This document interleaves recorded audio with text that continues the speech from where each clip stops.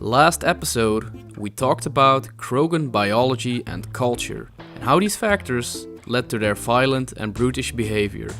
This episode, we'll be having a look at two significant events which shaped the perspective of the rest of the galaxy on the Krogan, the Rachni Wars and the Krogan Rebellions. How did these interactions shape the galaxy's opinion on the Krogan? My name is Paper Sharps, and let's jump into the video. Last episode, we explored how the Krogan evolved in harsh environments biologically and how this affected them culturally. Due to increasing high fertility rates, the limited size of their homeworld became a problem. Resources dwindled further as industrialization kicked in, and Krogan found new ways of fighting via novel technologies. When nuclear weapons were first conceived in Krogan society, Tuchanka quickly transformed into a radioactive wasteland. They effectively nuked themselves back to a primitive state, struggling to survive a nuclear winter that happened because of themselves. Their perpetual violence and warring continued until their first alien contact. The Solarians discovered them 2,000 years later. The Solarians were further developed technologically than the Krogan. But since Solarians were biologically inferior to most species they came into contact with, they often relied on science, covert operations, and secret schemes in order to survive and thrive. The Solarians gave the Krogan advanced technology and relocated them to an unharmed planet still untouched by war. They also gave the Krogan the means to stabilize their homeworld's atmosphere by means of an installation called the Shroud. The Shroud was a collection of ground-based towers which dispersed particles and chemicals into the atmosphere to control climate. As expected, the Solarians were not entirely altruistic. Long before their intervention, they were already in contact with other species. And with these species, they formed a council on a place called the Citadel, a huge deep space station serving as the capital of the Citadel Council, which houses many different species of aliens. During their encounter with the Krogan, the Citadel was engaged in a long-spanning galactic war with the Rachni, a race of spacefaring insects guided by a hive mind intelligence. The Krogan's uplifting wasn't solely meant to make the Krogan thrive. The Solarians wanted the Krogan to join the Citadel forces as soldiers due to their impressive combat skills. The Rachni seemed unstoppable at the time, and the Council was desperate for a solution. The plan worked, and within 2 generations, the rapidly breeding Krogan outnumbered and drove back the advancing Rachni, completely eradicating the Rachni species as a consequence. Having saved the galaxy, the Krogan were granted the conquered Rachni worlds as well as other planets in Citadel space in order to colonize as gratitude for their heroics. Since they were still breeding like rabbits, the Krogan were not complaining. A Krogan monument was also erected on the Citadel, honoring the fallen Krogan soldiers defending Citadel space.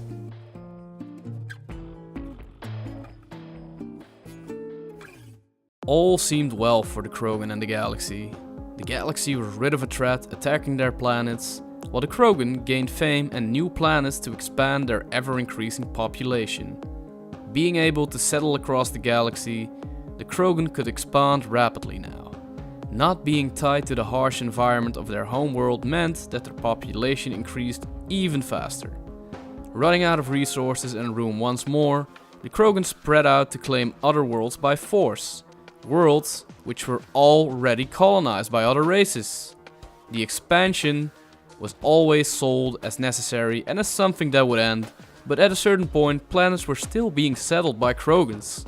It was always a case of just one more. When Lucia, an Asari colony, was settled, the council ordered them to leave. The Krogan's ambassador, Kredok, stormed out of the council chambers and dared the Citadel races to take their worlds back. The result was war. The Krogan rebellions had begun. For 3 centuries, the Krogan rebellions lasted. Despite suffering massive casualties with the entire galaxy against them, the Krogan persisted due to their incredible birth rate. Kill 10 Krogan, you get 100 back. The Council was losing. A newly discovered species, the Turian hierarchy, was asked for help. With the help of the Solarians who engineered a bioweapon, the Turians unleashed this weapon on the Krogan homeworlds.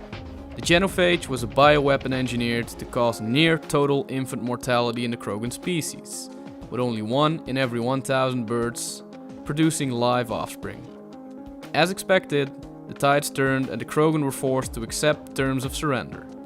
Without an endless supply of newly bred Krogan, an entire galaxy was too much for the Krogan to withstand. The Turians were granted a seat on the Citadel Council in place of the Krogan for their role in stopping the Krogan rebellions. With the rebellions ended and the genophage still active, the Krogan became a scattered and dying people. With no hope in sight, the Krogan became once more increasingly self-centered and individualistic, turning to mercenary jobs or splitting up in various tribes. The Rachni Wars and Krogan rebellions were the most significant events in shaping the galaxy's perspective on the Krogan, but it was also pivotal in shaping how the Krogan viewed the galaxy, specifically how they see the Salarians and the Turians. These events, coupled with their history, biology and culture, leads to some painful questions. Can the Krogan ever escape and transcend their violent nature? Are they in a perpetual state of nature, as Hobbes describes it? If so, their story is a tragic one indeed. Their early lives being shaped by trying to survive on Tuchanka, they evolved into a resilient species with massive birth rates in order to survive. Yet, when they joined the galaxy, their violent and brutal nature quickly clashed with other alien species. The Krogan seemed doomed from the start to be able to do this as well. Their massive population growth needed an answer, and thus their colonization efforts were not completely unfounded or wrong. Their actions were wrong in that they should not have simply taken what they believed was theirs instead of negotiating it, but the need or want for more territory was perfectly reasonable with such huge numbers. Someone's nature or culture reinforcing certain natural traits isn't that easily transcended, however. It is not something to be forced. And thus, the Salarians and Turians came up with the genophage to pragmatically take matters into their own hands. Was this the right or ethical thing to do? Perhaps not. Was it necessary? Perhaps it was. But how could it have been unjust yet necessary to do? Unfortunately, we are at the end of another episode, and these questions, amongst others, will be tackled in the third and final episode of this video series. I sincerely hope you enjoyed this series so far, and if you did, don't forget to leave a like and subscribe, and I will see you next time.